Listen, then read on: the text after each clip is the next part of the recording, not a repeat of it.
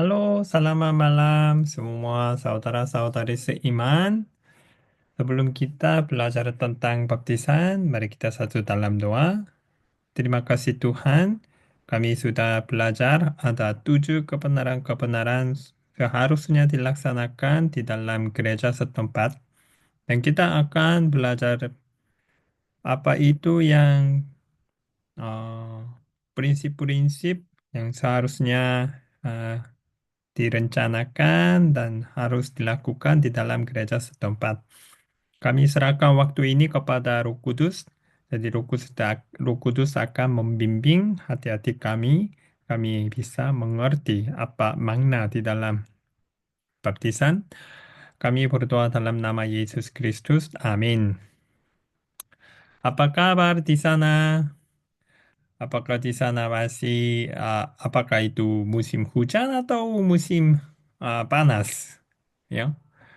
Di sini biasanya sudah harusnya itu lebih panas, tetapi masih dingin. Ya, Mm, hari ini kita akan belajar tentang baptisan dan kita akan menggali lebih dalam. Mungkin kemarin kalian sudah belajar sedikit tentang baptisan dan kita akan melihat apa artinya baptisan. Dan ini yang 5, ya. Susunan kita akan ikut. Ini pertanyaan yang sederhana. Siapa yang bisa menerima baptisan menurut kalian?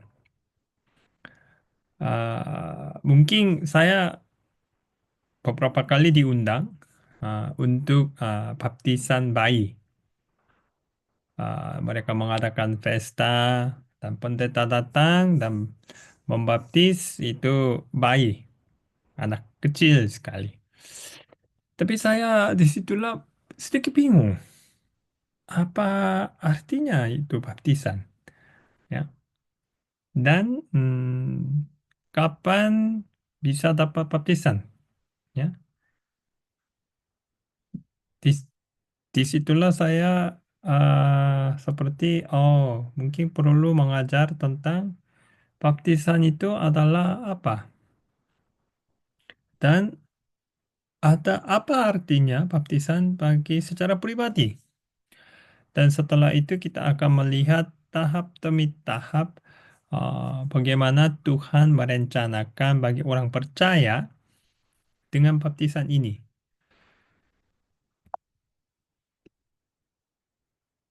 Siapa itu bisa menerima baptisan? Kami bilang setelah seorang itu sungguh-sungguh dilahirkan kembali. Sungguh-sungguh menjadi orang percaya anak Tuhan. Dan tahap yang pertama, seharusnya mengetahui semua rancangan Tuhan bagi manusia. Kadang-kadang, mengapa yang ini penting? Kalau kita belajar tentang keselamatan, sepertinya begini. Kalau kalian pergi ke sekolah minggu, kadang-kadang guru-guru bilang, keselamatan ke surga itu gratis lah. Ya, hanya kalian perlu percaya Yesus Kristus dan kalian bisa dapat tiket ke surga. Apakah ini benar? Tidak. Ya, pergi ke surga itu bukan gratis. Itu siapa yang sudah membayar semua hutang dosa kita. Ya, Yesus Kristus dengan darah dia sendiri. Jadi itu bukan gratis. Itu anugerah Tuhan. Karena Yesus Kristus sudah membayar semua hutang dosa. Ada beberapa ayat akan muncul dan saya minta mungkin Pak Upi pause sebentar dan kalian bisa membuka firman Tuhan dan membaca. Ini 1 Timotius pasal 2 ayat 3 dan 4. Dan tahap kedua, perlu mengetahui dan mengakui apa yang persoalan diri. Ya, masalah persoalannya itu apa? Mengapa saya mau ke surga tetapi tidak bisa masuk ke surga? Ya, apa itu soalnya? Harus sesadar itu. Itu sudah dijelaskan di dalam surat Efesus pasal 2 dan ayat 2 dan 3. Tahap ketiga, selesaikan persoalan tersebut dan bertanggung jawab konsekuensinya. Itu Roma pasal 3 ayat 20. Dan bagaimana semua itu sudah selesai? Ibrani pasal 10 ayat 20.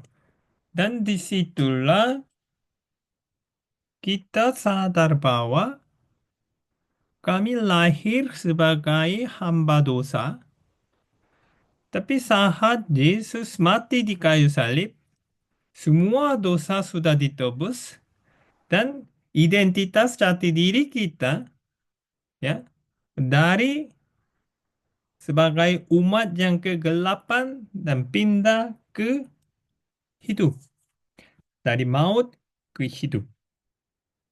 Dan setelah kami sudah dipindah, apakah kami harus mati ke surga?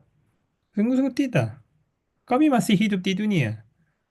Ada rancangan Tuhan lebih besar daripada hanya Dia menyelamatkan kita dari hukum yang kekal. Tapi tujuan Dia, rancangan Dia bagi kita bukan hanya itu. Dia mau kita berhidup di dunia sebagai anak Dia. Tetapi sepanjang hidup kita hidup sebagai hamba dosa, jadi gaya hidup dan sifat dan cara pikiran dan seperti pengharapan atau rancangan, semua itu berbeda. Oleh sebab itu kita harus belajar bagaimana saya bisa berhidup sebagai umat Allah. 2 Petrus pasal 3 ayat 18. Dan semakin lama kita bertumbuh, kita bisa mengikuti perintah Yesus Kristus. Jadi siapa yang bisa menerima baptisan? Seorang yang sungguh-sungguh dilahirkan kembali menjadi anak Tuhan. Kalau dia sudah menjadi orang percaya, kita akan melihat kapan bisa menerima baptisan. Saat seorang bayi dilahir di dunia, atau saat seorang masuk ke gereja, hmm, seorang benar dilahirkan kembali, atau sebelum orang mati. Ya. Jadi dari nomor 1 sampai nomor 3, saudara-saudari seiman, saya mau bertanya, kapan bisa dapat baptisan? Ya, antara nomor 3 dan nomor 4. Ada orang yang bilang ini, saya sangat takut. Karena kalau saya sudah dibaptis, dan kalau saya membuat sesuatu yang kurang baik, bagaimana itu? Ya. Jadi dia bilang, saya mau menerima baptisan sebelum saya mati. Ya. Tapi siapa yang tahu kapan kita mati? Saya bilang, kalau ada orang seperti itu, dia tidak bisa bilang sungguh-sungguh menjadi orang percaya karena dia masih mengasihi dunia. Kalau kita sungguh-sungguh dilahirkan kembali dan belajar firman Tuhan, kita tidak bisa mengasihi dunia seperti yang dulu. Kita akan melihat dan menggali lebih dalam. Dan baptisan itu perintah Yesus Kristus. Itu bukan doktrin dari gereja. ya, atau tata tertib dari gereja, tetapi itu perintah Yesus Kristus. Dan kita mengikuti teladan gereja mula-mula. Dan baptisan juga itu dari pelajaran itu rasul-rasul. Jadi tadi saya sudah bilang itu perintah Yesus Kristus di mana ditulis Matius pasal 28 ayat 18 dan 20. Saya sedikit menggali dan analisis ayat ini. Kita akan melihat Yesus mendekati mereka dan berkata, "Kepadaku telah diberikan segala kuasa di surga dan di bumi." Ya, ini statement. Karena itu, ya, karena itu, karena dia sudah diberikan segala kuasa di surga dan di bumi, jadi dia memberi tugas peran bagi kita sebagai orang percaya yang ini. Karena itu, yang pertama, pergilah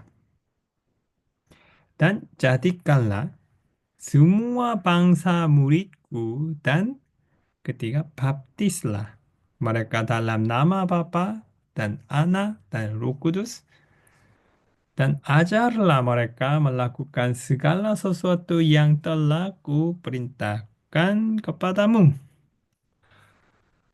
Dan di atas ini pesanan Yesus Kristus kepada murid-murid dia dan ada janji di bawah dan jangan lupa, ya, ketahuilah kita bisa ganti dengan istilah jangan lupa.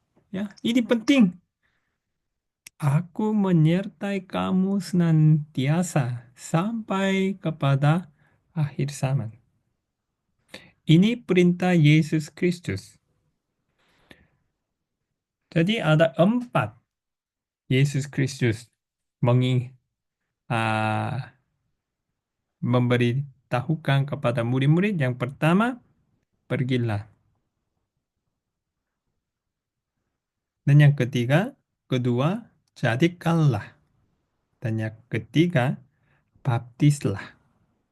Dan keempat, ajarlah. Nanti kita akan menggali lebih dalam ini. Jadi kita sudah tahu ya siapa yang menerima baptisan dan kapan menerima baptisan dan juga baptisan adalah perintah Yesus Kristus. Tapi kita harus berpikir bahwa apa artinya baptisan bagi saya secara pribadi. Ya. Firman Tuhan bilang begini, Markus pasal 16 ayat 16. Dan jangan lupa kalian, sebelum kalian mendengar penjelasan saya, kalian harus membaca ayat ini. Jadi pause, membaca ayat dan mendengar.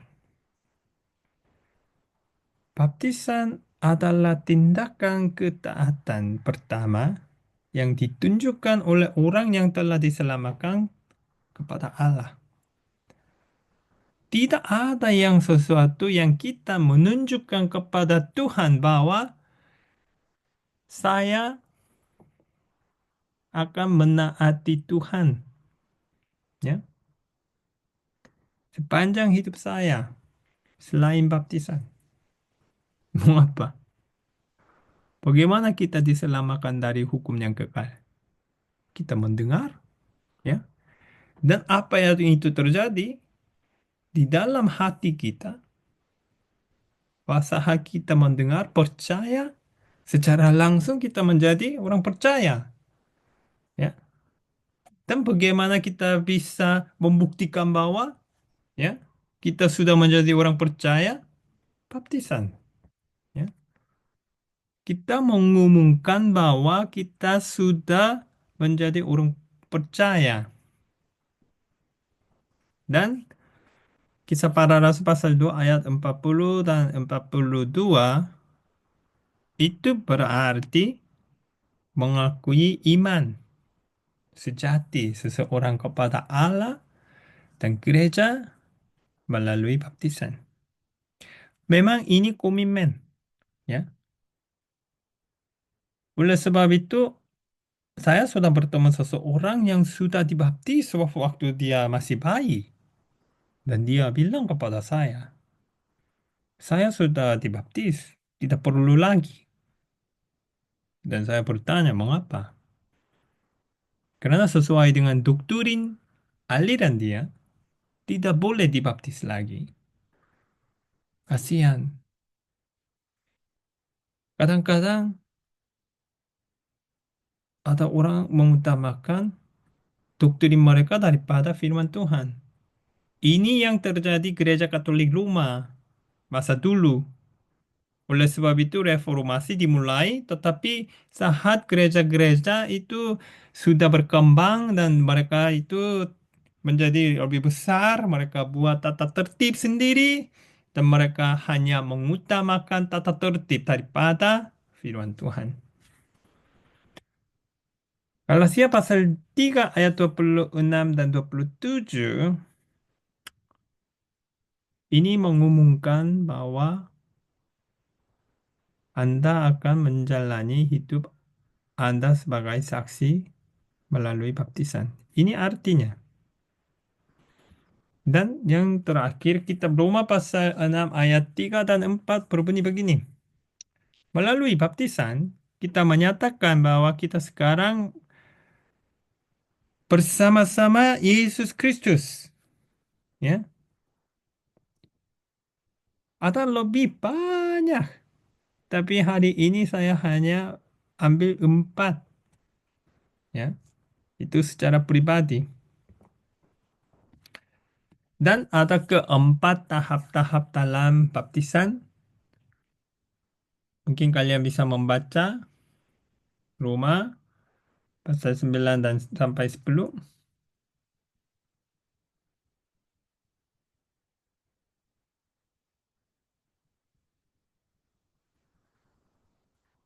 Nomor 1,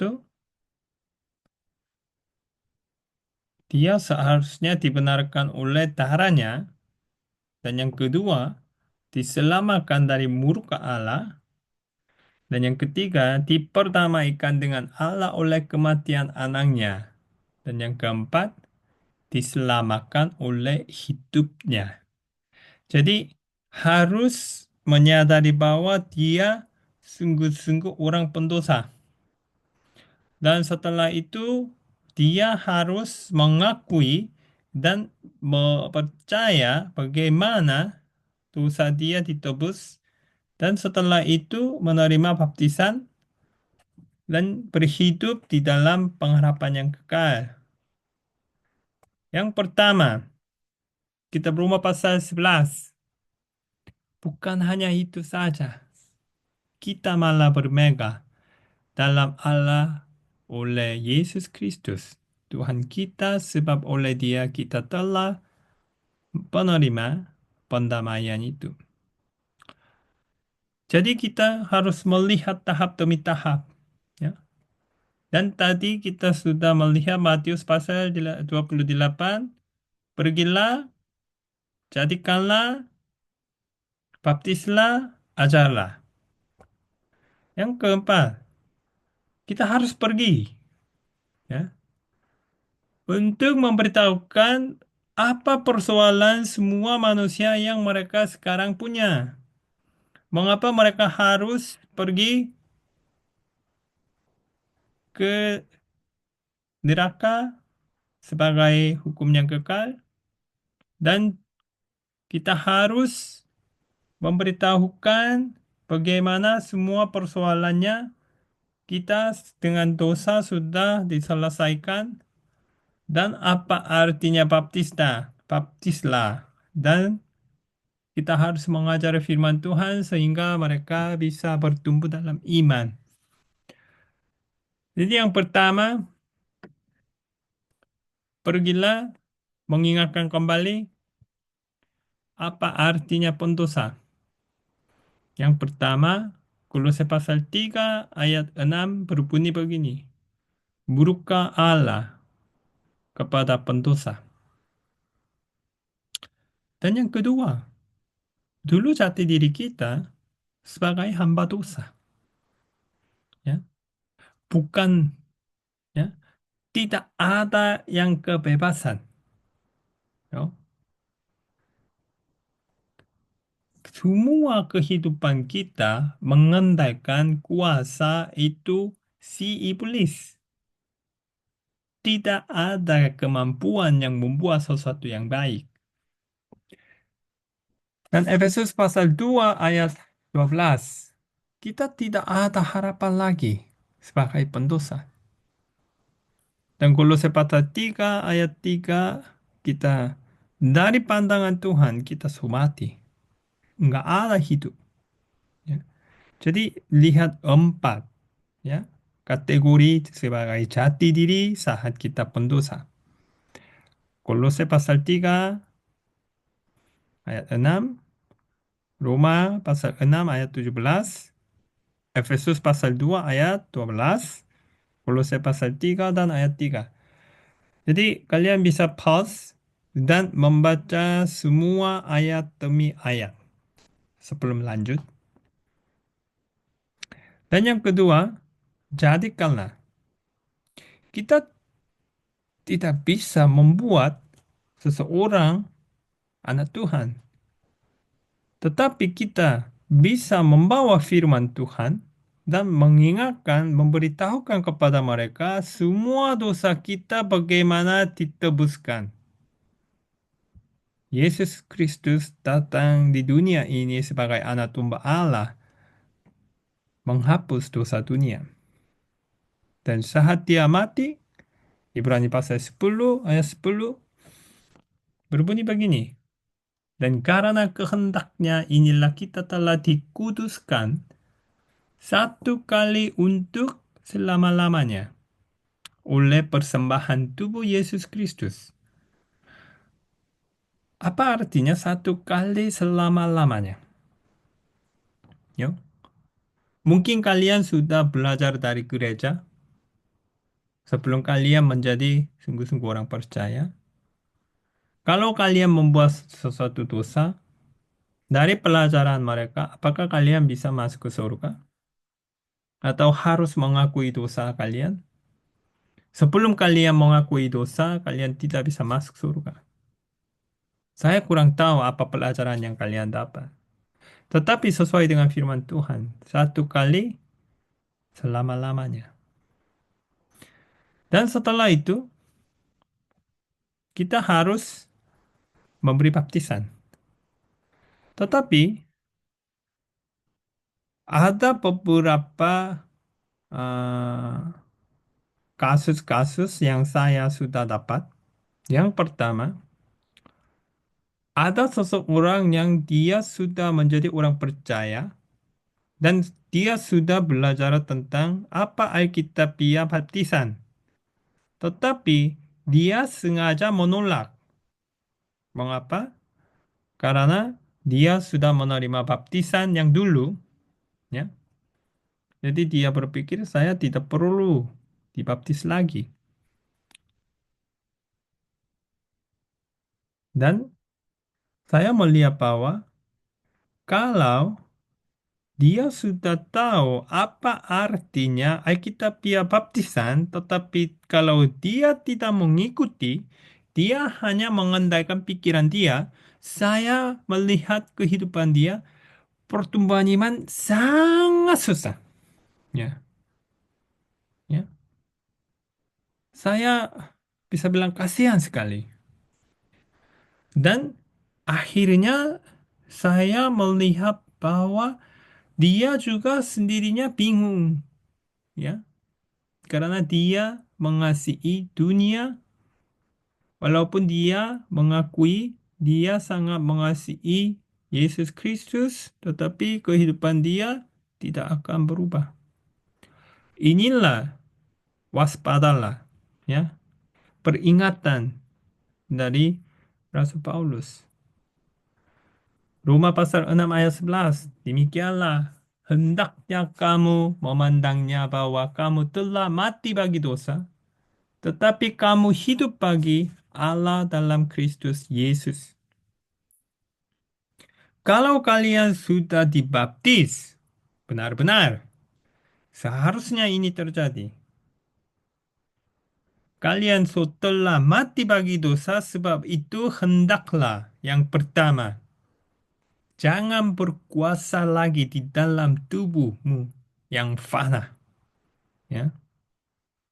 Ada tiga jangan di dalam kitab Roma pasal 12 sampai 14. Yang kedua, supaya kamu jangan lagi menuruti keinginannya. Dulu, sebelum kita menjadi orang percaya anak Tuhan, kita selalu mengikuti keinginannya. Apa yang kita mau, kita melakukan itu. Tetapi sekarang sebagai anak Tuhan, kita selalu ada ketabrakan antara keinginan daging dan keinginan Roh Kudus. Kalau kalian sudah menjadi anak Tuhan, kalian sudah tahu apa yang itu keinginan Roh Kudus. Tetapi banyak orang sengaja menolak pimpinan Roh Kudus. Dan juga ada banyak orang, mereka tidak tahu apa pimpinan Roh Kudus juga. Karena mereka tidak tahu firman Tuhan. Dan yang ketiga, janganlah kamu menyerahkan anggota-anggota tubuhmu kepada dosa untuk dipakai sebagai apa? Senjata kelariman. Memang ini luar biasa, ya. Lihat anggota-anggota tubuhmu. Kalau kita tidak mengawasi dirinya sendiri, ini akan terjadi dan anggota-anggota tubuh kita akan menjadi secara senjata kelariman. Tetapi kita harus mengikuti ini. Tetapi serahkanlah dirimu kepada Allah sebagai orang-orang yang dahulu mati, tetapi yang sekarang hidup. Yang kedua, serahkanlah anggota-anggota tubuhmu kepada Allah untuk menjadi senjata-senjata kebenaran. Tadi senjata-senjata kelariman, sekarang senjata-senjata kebenaran. Kalau kita melihat bahwa ada seseorang, dia sungguh-sungguh menerima baptisan Alkitabiah, apakah yang tadi terjadi atau yang ini terjadi? Saya melihat bahwa ini sungguh-sungguh dua-dua terjadi.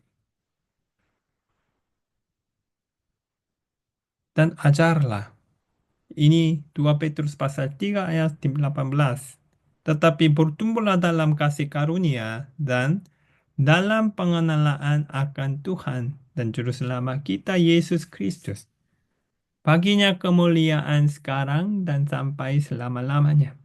Kita seharusnya belajar apa dalam kasih karunia dan pengenalan akan Tuhan dan Juru Selamat kita. Hari ini memang ada beberapa pertanyaan-pertanyaan terkait dengan baptisan. Yang pertama, jika seseorang telah menerima baptisan sebelum diselamatkan, apakah ia harus dibaptis kembali setelah diselamatkan? Memang kalian bingung, betul? Dan nomor dua, apa latar belakang historis dari kelompok Anabaptis yang membaptis ulang orang-orang? Jika seseorang telah dibaptis setelah menerima keselamatan, haruskah ia dibaptis ulang hanya karena berbeda denominasi? Haruskah baptisan digunakan sebagai tanda pengakuan bahwa seseorang telah menerima keselamatan? Nanti kalian akan berdiskusi dengan pertanyaan ini ya sebagai kelompok. Dan saya sudah akan kasih jawaban dari saya kepada Pak Upi. Tetapi jangan membaca jawaban sebelum kalian ambil waktu untuk berdiskusi ini. Oke? Dan jangan lupa setelah selesai kalian harus merekam sharing. Jadi saya bisa melihat bagaimana kalian sudah mengerti apa yang saya sampaikan atau belum, dan apa yang pelajaran saya kurang, saya bisa mengembangkan lagi. Terima kasih pada malam ini dan menikmati sisa waktunya. Terima kasih.